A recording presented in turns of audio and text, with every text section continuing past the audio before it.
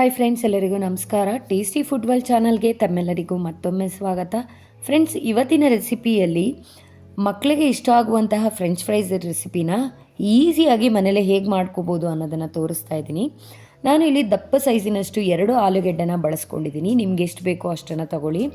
ಅದನ್ನು ಚೆನ್ನಾಗಿ ತೊಳ್ಕೊಂಡು ಸಿಪ್ಪೆನೆಲ್ಲ ಈ ರೀತಿ ಹುರ್ಕೊಂಡು ಸೈಡ್ಸಲ್ಲಿ ಎಡ್ಜಲ್ಲೆಲ್ಲ ಈ ರೀತಿ ಕಟ್ ಮಾಡ್ಕೊಬೇಕಾಗತ್ತೆ. ಕಟ್ ಮಾಡಿಕೊಂಡು ಈ ಥಿಕ್ನೆಸ್ ಅಂದರೆ ಇಷ್ಟು ದಪ್ಪ ಇರಬೇಕು, ಆ ಸೈಜಿಗೆ ಇದನ್ನು ಕಟ್ ಮಾಡ್ಕೊಳ್ಳಿ.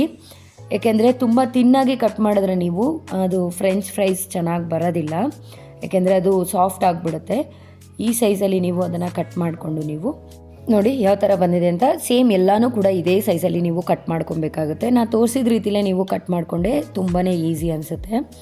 ಈ ರೀತಿ ಎಲ್ಲನೂ ಕಟ್ ಮಾಡ್ಕೊಂಡಿದ್ದಾದಮೇಲೆ ಇದನ್ನು ಸ್ವಲ್ಪ ಉಪ್ಪನ್ನು ಹಾಕಿ ಒಂದು ಬೌಲ್ಗೆ ನೀರನ್ನು ಹಾಕಿ ಅದನ್ನು ನೆನೆಯೋದಕ್ಕೆ ಬಿಡೋಣ. ಚೆನ್ನಾಗಿ ಸ್ವಲ್ಪ ವಾಶ್ ಮಾಡ್ಕೊಳ್ಳಿ, ಏಕೆಂದರೆ ಅದರದ್ದು ವೈಟ್ ಇರುತ್ತೆ ನೋಡಿ, ಅದೆಲ್ಲ ಹೋಗಬೇಕು. ಒಂದೆರಡು ಸಲ ವಾಶ್ ಮಾಡ್ಕೊಂಡಿದ್ದಾದಮೇಲೆ ನಾನು ಸ್ಟೀಮರಲ್ಲಿ ಇದನ್ನು ನಾನು ಬಾಯ್ಲ್ ಮಾಡ್ಕೊತಾ ಇದ್ದೀನಿ. ನೀರಲ್ಲಿ ಹಾಕಿ ಬಾಯ್ಲ್ ಮಾಡೋಕ್ಕಿಂತ ಯಾವುದೇ ತರಕಾರಿಗಳನ್ನಾದರೂ ಕೂಡ ಈ ರೀತಿ ಸ್ಟೀಮರಲ್ಲಿ ಬಾಯ್ಲ್ ಮಾಡೋದ್ರಿಂದ ತುಂಬಾ ಒಳ್ಳೆಯದು. ಇದಕ್ಕೆ ಸ್ವಲ್ಪ ಉಪ್ಪನ್ನ ಹಾಕಿ ಒಂದು 5 ನಿಮಿಷ ಇದನ್ನು ಬಾಯ್ಲ್ ಮಾಡ್ಕೋಬೇಕಾಗುತ್ತೆ. ತುಂಬಾ ಬಾಯ್ಲ್ ಮಾಡಬೇಡಿ, ಒಂದು ಹಾಫ್ ಬಾಯ್ಲ್ ಆಗಿದ್ರೆ ಸಾಕಾಗತ್ತೆ. ನೋಡಿ ತೋರಿಸ್ತಾ ಇದ್ದೀನಿ ನಾನು. ಇಷ್ಟಾದರೆ ಸಾಕು, ಅದು ನಾವು ಪ್ರೆಸ್ ಮಾಡಿದ್ರೂ ಅಮ್ಕಿದ್ರೂ ಹೋಗಬಾರ್ದು, ಅದು ಅಷ್ಟಾಗಿದ್ರೆ ಸಾಕಾಗುತ್ತೆ. ಅಲ್ಲಿಗೆ 50% ಬಾಯ್ಲ್ ಆಗಿದ್ರೆ ಸಾಕು ಅಂತ. ಇದನ್ನು ನಾನು ಇನ್ನೂ ಒಂದು ಸಲ ತಣ್ಣೀರಲ್ಲಿ ವಾಶ್ ಮಾಡಿಕೊಂಡು ಸ್ಟ್ರೈನ್ ಮಾಡಿ ಒಂದು ಬಟ್ಟೆ ಮೇಲೆ ಇದನ್ನು ಹರಡ್ಕೊತಾ ಇದ್ದೀನಿ. ಯಾಕೆ ಅಂದರೆ ಅದರಲ್ಲಿರೋ ನೀರಿನ ಅಂಶ ಎಲ್ಲ ಹೋಗಬೇಕು. 80% ನೀರಿನ ಅಂಶ ಎಲ್ಲ ಹೋಗಬೇಕಾಗುತ್ತೆ. ತಕ್ಷಣಕ್ಕೆ ನೀವು ಕಾರ್ನ್ಫ್ಲೋರ್ನ ಹಾಕಿದ್ರೆ ಅಂಟ್ಕೊಂಡ್ಬಿಡುತ್ತೆ. ಅದಕ್ಕಾಗಿ ಅದರಲ್ಲಿರೋ ನೀರಿನ ಅಂಶನೆಲ್ಲ ಒಂದು 80% ಅಷ್ಟು ಡ್ರೈ ಮಾಡಿ ಆಮೇಲೆ ಒಂದು ಬೌಲ್ಗೆ ಕಾರ್ನ್ಫ್ಲೋರ್ನ ಹಾಕಿ ಈ ರೀತಿ ಚೆನ್ನಾಗಿ ಮಿಕ್ಸ್ ಮಾಡ್ಕೊಳ್ಳೋದ್ರಿಂದ ಅದು ನೀಟಾಗಿ ಕೋಟಿಂಗು ಅಂಟ್ಕೊಳ್ಳುತ್ತೆ. ಇದಕ್ಕೆ ಆಲೂಗೆಡ್ಡೆಗೆ ನೋಡಿ ಎಷ್ಟು ಚೆನ್ನಾಗಿ ಅಂಟ್ಕೊಂಡಿದೆ ಅಂತ. ಬೇಕಿದ್ರೆ ಇದ್ರ ಮೇಲೆ ಸ್ವಲ್ಪ ಸಾಲ್ಟನ್ನು ಕೂಡ ಸ್ಪ್ರಿಂಕಲ್ ಮಾಡ್ಕೊಬೋದು. ನಾನು ಹಾಕ್ಕೊಂಡಿಲ್ಲ, ಯಾಕೆಂದರೆ ಮೊದಲಿಗೆ ಸ್ವಲ್ಪ ಜಾಸ್ತಿಯಾಗಿ ಹಾಕ್ಕೊಂಡಿದ್ದೆ ನೋಡಿ, ಅದಕ್ಕಾಗಿ. ನೋಡಿ ಕೋಟಿಂಗ್ ಎಲ್ಲ ಎಷ್ಟು ಚೆನ್ನಾಗಿ ಬಂದಿದೆ ಅಂತ. ಇವಾಗ ಇದನ್ನು ನಾವು ಒಂದು ಬಾಣಲಿಗೆ ಎಣ್ಣೆನ ಹಾಕಿ ಮೀಡಿಯಮ್ ಫ್ಲೇಮಲ್ಲಿ ಇಟ್ಟು ಅದನ್ನೆಲ್ಲನೂ ಕೂಡ ಕರ್ಕೊಳ್ಳೋಣ. ನೋಡಿ ಒಂದೊಂದನ್ನೇ ಹಾಕ್ಕೊಂಡು ನಾನು ಎಣ್ಣೆಯಲ್ಲಿ ಫ್ರೈ ಮಾಡ್ಕೊಳ್ಳೋಕ್ಕೆ ರೆಡಿ ಮಾಡ್ಕೊತಾ ಇದ್ದೀನಿ. ಇದನ್ನು ಹಾಕ್ಕೋಬೇಕಾದ್ರೆ ಸ್ಟವ್ನ ಸ್ವಲ್ಪ ಮೀಡಿಯಮ್ ಫ್ಲೇಮಲ್ಲಿ ಇಟ್ಕೊಂಡು ಒಂದೊಂದನ್ನೇ ಹಾಕ್ಕೊತಾ ಬಂದು ಇದನ್ನು ಫ್ರೈ ಮಾಡ್ಕೊಬೇಕಾಗತ್ತೆ. ಹಾಕಿದ ತಕ್ಷಣವೇ ನೀವು ಅದನ್ನು ಅಲಗಾಡ್ಸೋಕ್ಕೆ ಹೋಗಬಾರ್ದು, ಯಾಕೆಂದರೆ ಚೆನ್ನಾಗಿ ಅದು ಎಣ್ಣೆಯಲ್ಲಿ ಫ್ರೈ ಆಗಬೇಕು.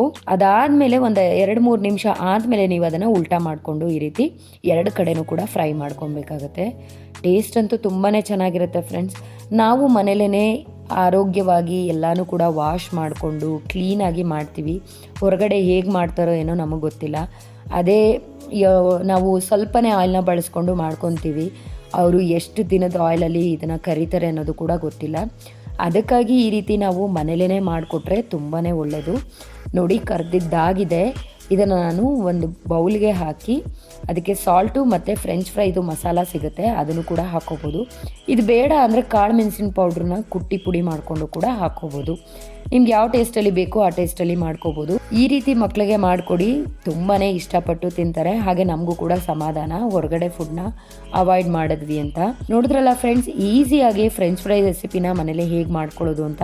ನನ್ನ ಮಕ್ಕಳು ಕೂಡ ತುಂಬಾ ಇಷ್ಟಪಟ್ಟು ತಿಂದರು. ನೋಡಿದ್ರೆ ನೀವು ಕೂಡ ಈ ರೆಸಿಪಿನ ಟ್ರೈ ಮಾಡಿ ಹೇಗಿತ್ತು ಅಂತ ನನಗೆ ಕಮೆಂಟ್ ಮಾಡಿ ತಿಳಿಸಿ. ಹಾಗೆ ಈ ವಿಡಿಯೋ ನಿಮಗೆ ಇಷ್ಟವಾಗಿದ್ದಲ್ಲಿ ಒಂದು ಲೈಕ್ ಮಾಡಿ. ಇನ್ನೂ ಕೂಡ ನನ್ನ ಚಾನಲ್ನ ಯಾರ್ಯಾರು ಸಬ್ಸ್ಕ್ರೈಬ್ ಮಾಡಿಲ್ಲ ಪ್ಲೀಸ್ ಸಬ್ಸ್ಕ್ರೈಬ್ ಮಾಡಿ.